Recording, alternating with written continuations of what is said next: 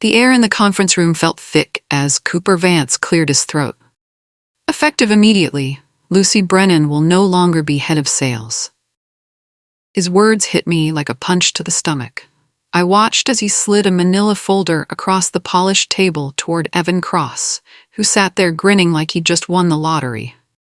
My chest tightened as Cooper thanked me for getting the ball rolling on the Dynasty Ventures deal. The same deal I'd spent 6 months building from nothing. The same deal that was supposed to be my career-defining moment. I forced myself to nod politely while my fingernails dug into my palms under the table. Every person in that room was staring at me. Some looked sympathetic, others curious, and a few pretended to study their phones. Cooper leaned back in his chair with an expression that was almost a smirk, like he was daring me to make a scene. I swallowed the lump growing in my throat and managed to say, "Thank you for the opportunity." My voice came out steady, even though my world was crumbling. Inside, I was memorizing every face, every smirk, every detail of this moment. They had no idea what they'd just started. The silence in the room was deafening. I could hear the clock on the wall ticking, marking each second of my humiliation. Cooper's assistant shifted in her seat, clearly uncomfortable with the tension. Evan Cross, on the other hand, looked like Christmas morning had come early. "Lucy has done excellent foundational work," Cooper continued, his voice dripping with fake appreciation. "But we need fresh energy to push this deal across the finish line." He gestured toward Evan like he was presenting a prize winner at a county fair. I bit my tongue so hard I tasted copper. Fresh energy? I'd practically lived and breathed Dynasty Ventures for months. I knew their CEO's coffee order, their COO's kids' names, and exactly what kept their executives awake at night worrying about their business. But I wasn't going to give Cooper the satisfaction of seeing me break. Not here. Not in front of everyone. I gathered my papers calmly, stood up, and shook hands with the people around the table. Each handshake felt like a goodbye to my old life. As I walked toward the door, I heard Evan asking Cooper about the Dynasty timeline, my deal. I kept walking, but I was already planning my next move. 9 months earlier, everything had been different. I was celebrating another record-breaking quarter with my sales team at Romano's, the little Italian place across from our office. The energy was electric, everyone laughing and clinking glasses, riding high on our success. That's when my phone buzzed with the email that would change everything. Dynasty Ventures wanted to discuss a long-term partnership. My hands actually trembled as I read their message. Dynasty wasn't just any company. They were the golden ticket, a national powerhouse that could transform whoever landed them. I remember stepping outside the restaurant to call them back, my heart pounding with excitement. The cool evening air felt crisp against my face as I spoke with their business development director. They were looking for a partner who could understand their complex needs and grow with them over the next 5 years. By the time I hung up, I knew this was it. This was the deal that would define my career, maybe even my life. I walked back into Romano's with a smile so wide my cheeks hurt. My team could see something big had happened, and when I told them, the whole restaurant seemed to erupt in celebration. I had no idea that Cooper was already watching, already calculating how to make my success his own. Building the Dynasty relationship became my obsession. I spent every waking moment learning everything about their business, their culture, their challenges. I visited their headquarters in Chicago 3 times, toured their manufacturing facilities, and attended their quarterly board meetings as an observer. It wasn't just work. It was personal. I genuinely cared about helping them succeed. When their COO mentioned his daughter's charity volleyball tournament, I bought a table. When their CFO talked about struggling to find reliable suppliers in the Pacific Northwest, I connected him with contacts from my previous job. Dynasty's team started treating me like family. We had inside jokes, shared stories about our kids, and I even got invited to their annual company picnic.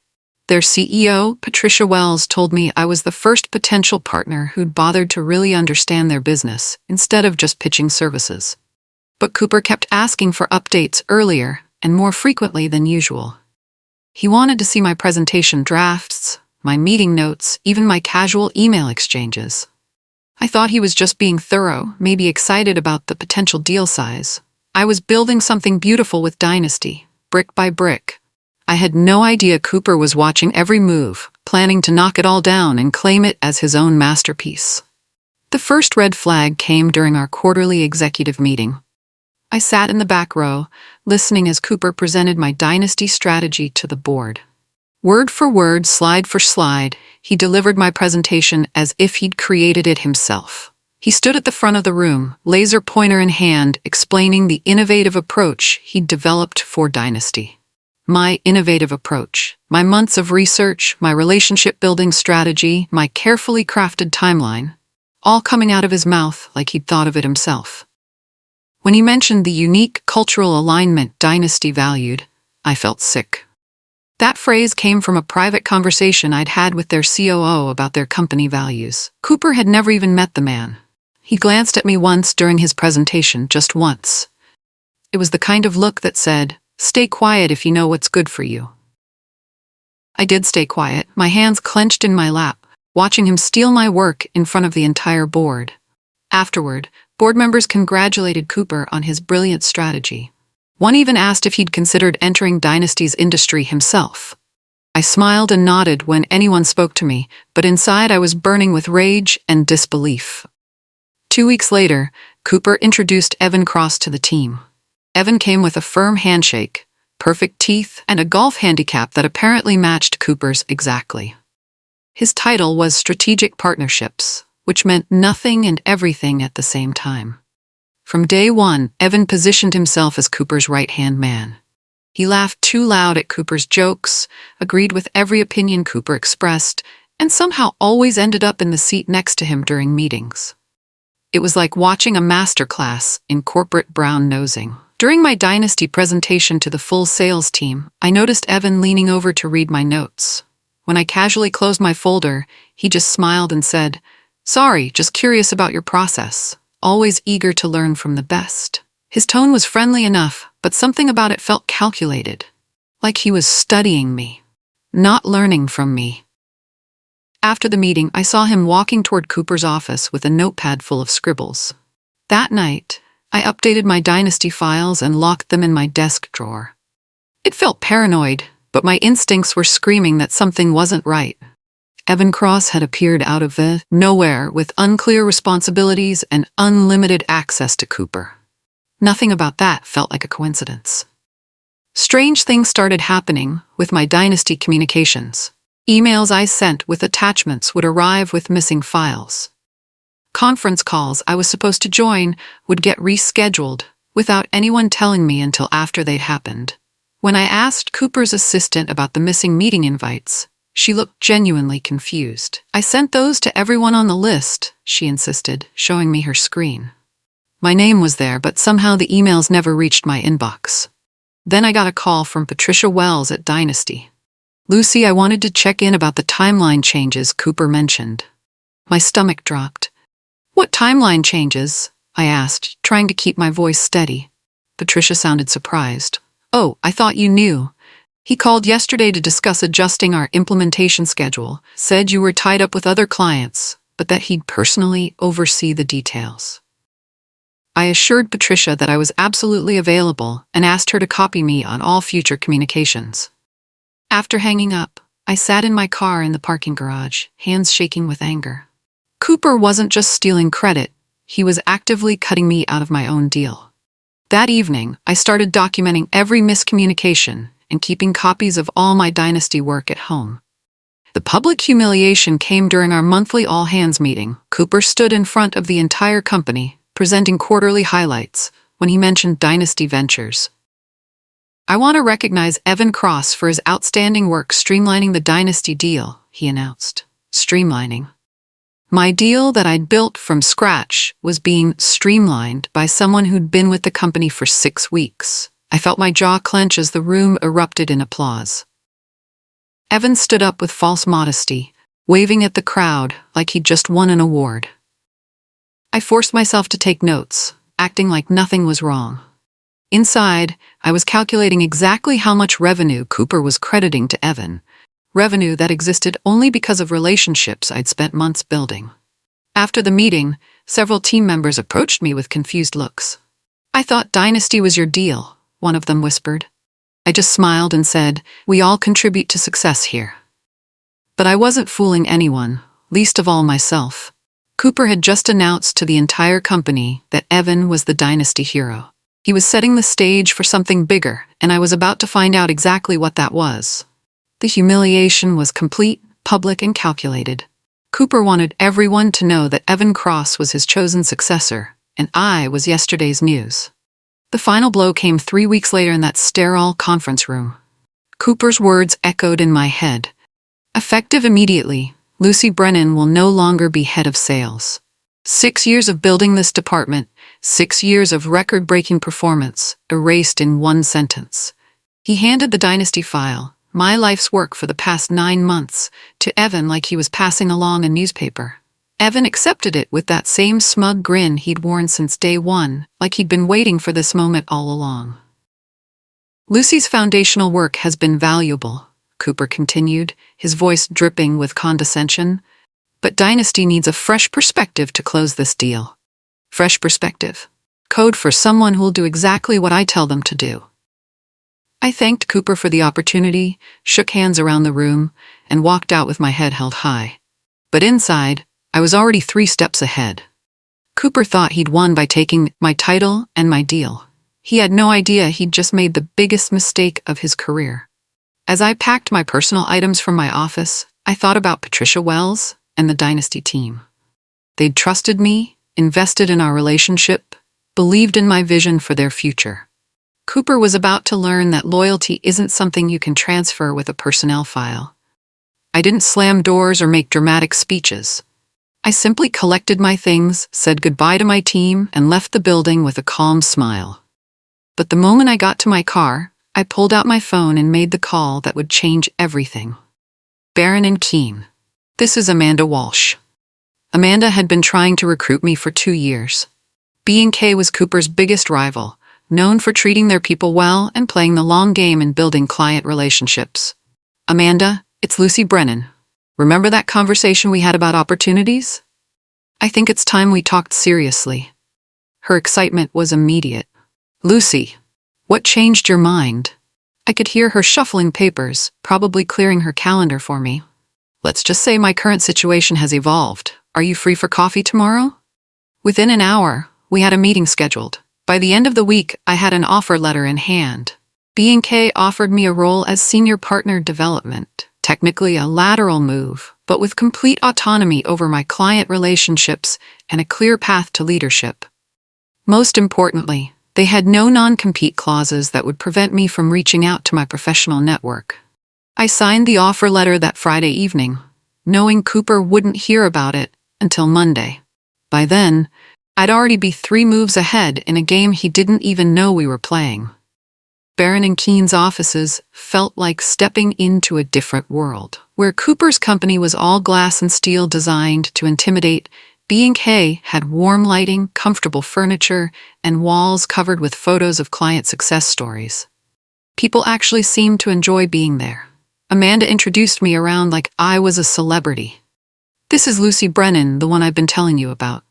Everyone knew my reputation, knew the deals I'd closed, knew the relationships I'd built. It felt amazing to be somewhere that valued experience over politics.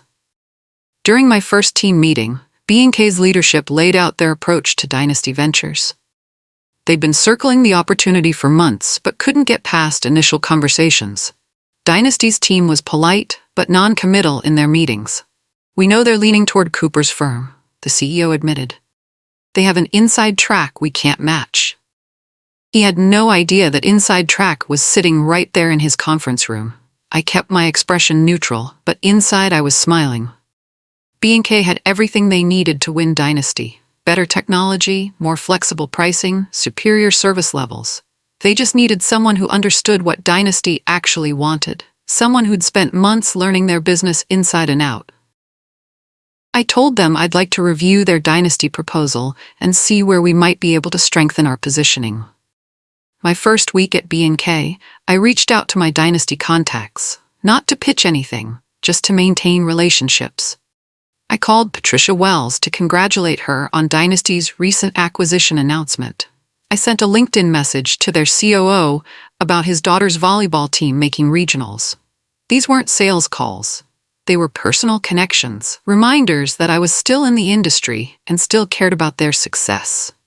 I didn't mention Cooper's company, didn't badmouth anyone, didn't even hint at business opportunities. Patricia seemed genuinely happy to hear from me. "Lucy, I was wondering what happened to you. Cooper mentioned you'd moved to a different role, but we hadn't heard from you directly." Different role.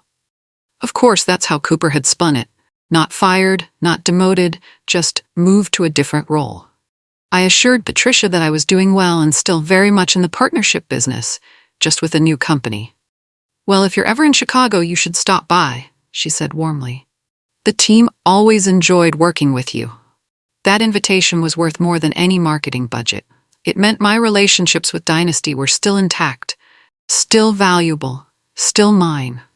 Cooper could steal my title and my files, but he couldn't steal 6 months of genuine connection building. Over the next month, I carefully fed Dynasty valuable insights about their industry challenges, not B&K sales pitches, just helpful information from someone who understood their business. When they mentioned struggling with supply chain visibility, I sent an article about new tracking technologies. When their CFO posted on LinkedIn about cost management pressures, I shared a case study from a similar company. These weren't random sends. Every piece of information was carefully chosen based on conversations I'd had with their team, problems I knew they were facing, solutions I knew they needed.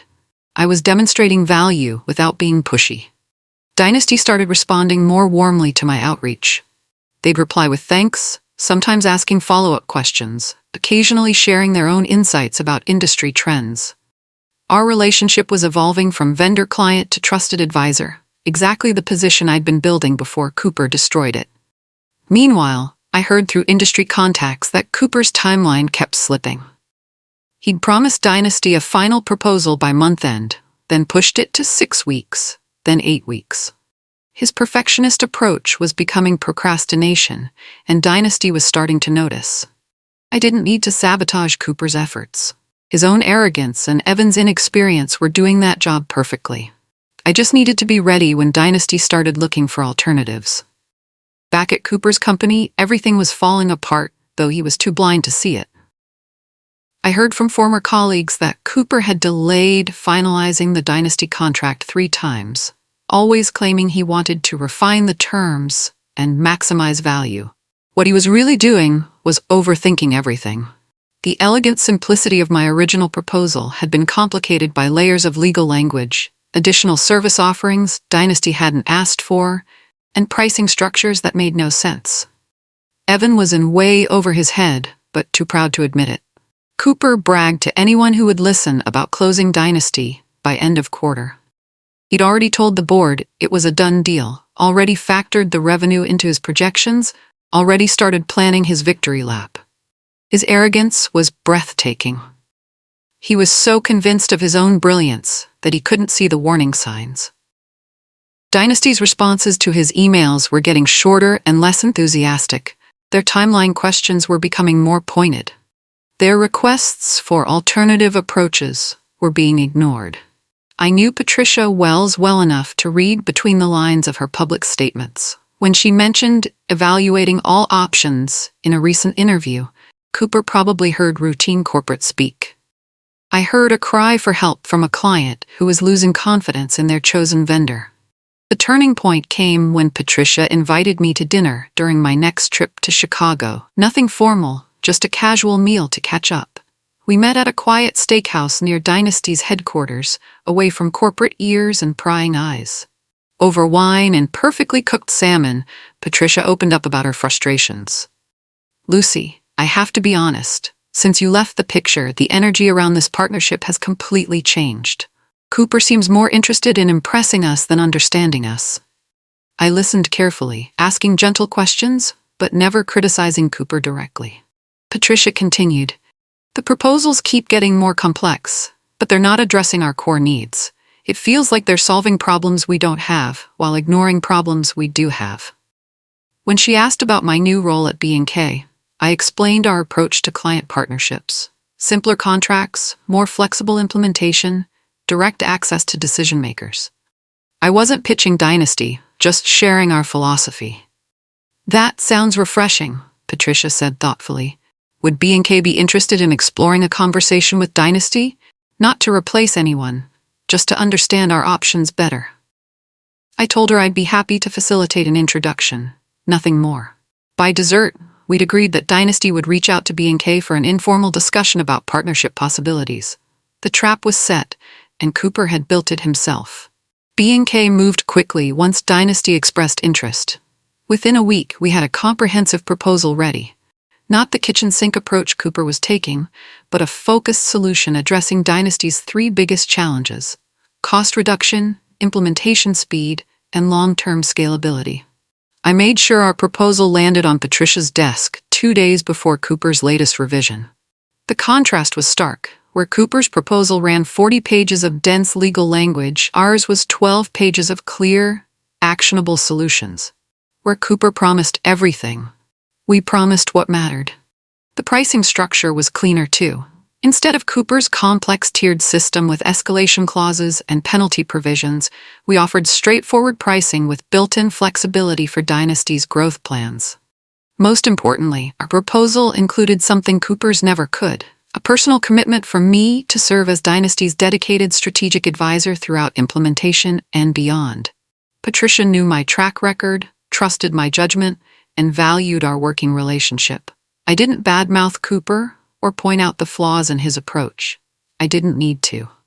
Our proposal spoke for itself, demonstrating a level of understanding and responsiveness that Cooper's team simply couldn't match. Dynasty could see the difference immediately. The only question now was whether they'd have the courage to change course. Dynasty went quiet for 3 weeks, which I knew meant they were having serious internal discussions. Cooper interpreted their silence as careful consideration of his brilliant proposal. I interpreted it as a company wrestling with a difficult decision about changing horses midstream. During those weeks, I stayed in light contact with Patricia. Nothing pushy, just friendly check-ins that happened to include helpful industry insights. When Dynasty's biggest competitor announced a major expansion, I sent Patricia a brief analysis of potential market impacts. When new regulations were proposed in their sector, I forwarded a legal summary from B&K's compliance team. These weren't sales activities. They were relationship maintenance, the kind of ongoing value creation that Cooper had never understood. He thought closing deals was about presentations and proposals. I knew it was about trust and consistency. Meanwhile, Cooper grew increasingly anxious about Dynasty's silence. According to my former colleagues, he'd started calling Patricia's office twice a week, ostensibly to answer any questions, but really to push for a decision. His desperation was showing, and everyone could smell it. I knew Patricia well enough to predict her response to pressure. She was a thoughtful leader who made decisions on her timeline, not someone else's. Every pushy call from Cooper was driving her further toward our corner. Cooper's panic reached new heights when he heard rumors that Dynasty was talking to other vendors. Instead of staying calm and confident, he threw together a last-minute enhanced offer that included services Dynasty hadn't requested and pricing concessions that made no business sense. His CFO tried to warn him that the margins were getting dangerously thin, but Cooper was too focused on winning to worry about profitability. He authorized additional implementation resources, extended warranty periods, and even offered to absorb some of Dynasty's switching costs from their current systems. What Cooper didn't understand was that Dynasty's decision wasn't about price, it was about partnership quality. His desperate additions only reinforced Patricia's growing conviction that his team didn't understand her business priorities. Meanwhile, B&K's proposal remained unchanged. We didn't need to sweeten our offer because it was already exactly what Dynasty needed. Our confidence in our original approach spoke volumes about our understanding of their requirements. I heard from industry contacts that Cooper's board was starting to ask pointed questions about the Dynasty timeline. He'd promised closure by end of quarter, and the quarter was nearly over with no signed contract in sight. The pressure was building from multiple directions, and Cooper was about to discover that desperation is not an attractive quality in a potential business partner. On a rainy Tuesday morning in November, Dynasty Ventures announced their partnership decision. I was sitting in B&K's conference room when Amanda burst through the door, waving her phone with a huge grin. "We got Dynasty," she shouted. "They just announced Barron and Keane is their new strategic technology partner." The room erupted in celebration, but I felt strangely calm. This wasn't a surprise victory. It was the inevitable result of months of careful relationship building and superior client service. Dynasty had chosen the partner who understood them best, and that partner happened to employ the person who'd invested the most time in understanding their needs. Within an hour, industry blogs were buzzing about the surprise upset. Dynasty's announcement specifically mentioned my role as lead strategic advisor, crediting my deep industry expertise and commitment to client success as key factors in their decision. My phone started ringing immediately. Congratulations from former colleagues, interview requests from trade publications, and several "how did you do it" calls from competitors who couldn't understand how B&K had pulled off such a coup.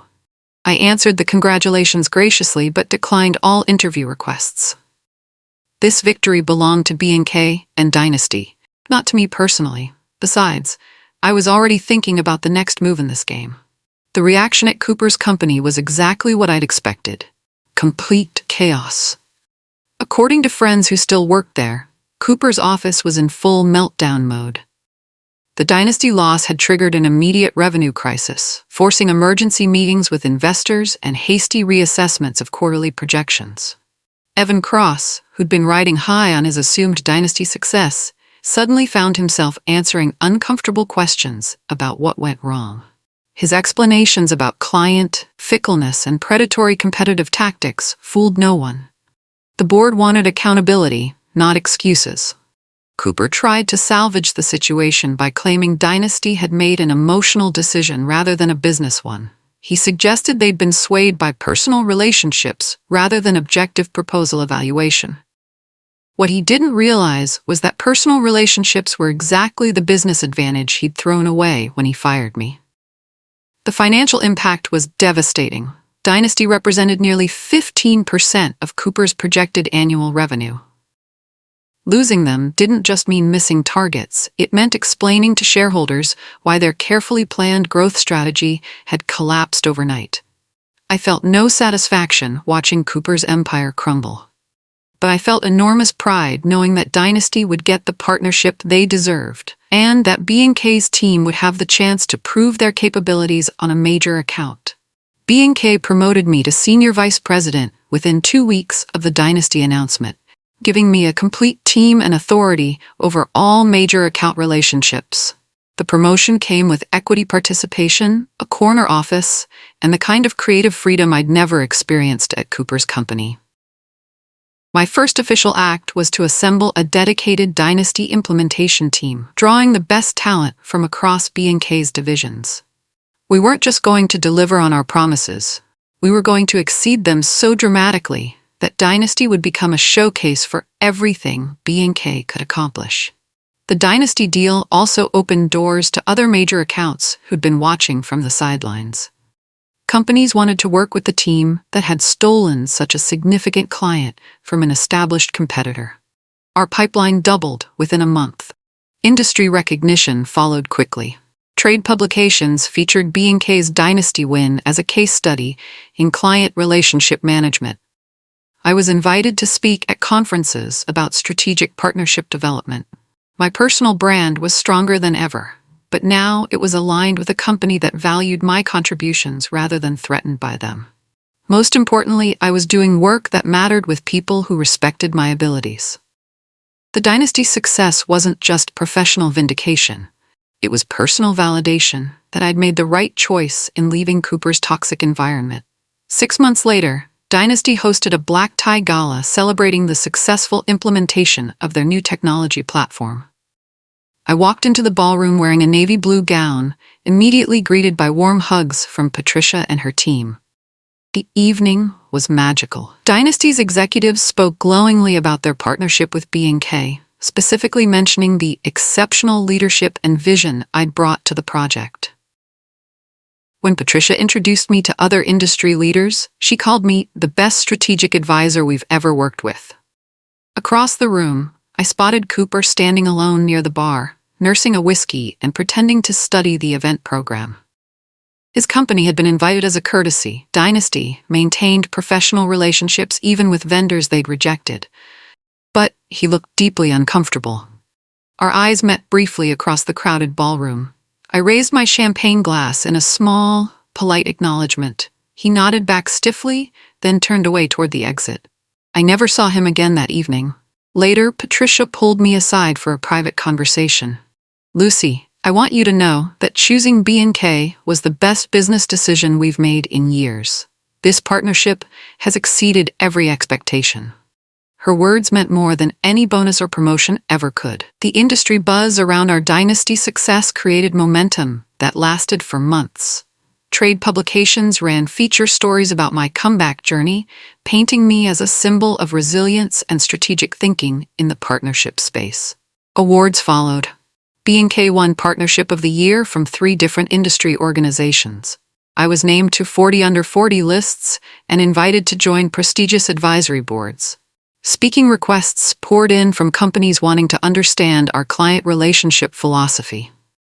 But the real satisfaction came from watching B&K's reputation transform. We went from being seen as Cooper's scrappy competitor to the industry leader in client partnership excellence. Our waiting list for new client consultations stretched 6 months out. Cooper's name, meanwhile, disappeared from positive industry coverage. When his company was mentioned at all, it was usually in the context of deals that got away or competitive losses. His reputation shifted from respected industry veteran to cautionary tale about complacency. I never spoke publicly about my experience at Cooper's company. I didn't need to air dirty laundry to prove my point. Success was speaking loudly enough on its own. The final chapter of this story played out over the following year. B&K quietly won 2 more of Cooper's mid-tier clients, companies I'd worked with years earlier who trusted my judgment and wanted to follow me to a better partnership experience. Each client transition was handled professionally, with proper notice periods and smooth handoffs. We didn't poach clients aggressively or badmouth our former employer. We simply delivered superior service to companies that chose to make a change. And word spread naturally through industry networks. Cooper's market share eroded steadily, not through dramatic public battles, but through quiet, consistent client departures. His company downsized twice, merged with a smaller firm, and eventually faded from industry prominence. Evan Cross left during the second round of layoffs, finding a position with a mid-market firm in a different city. His LinkedIn profile no longer mentioned Dynasty Ventures or strategic partnerships. Some lessons, it seemed, were harder to learn than others.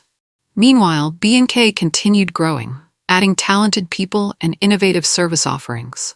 We became the company others tried to emulate, the standard against which client partnership excellence was measured.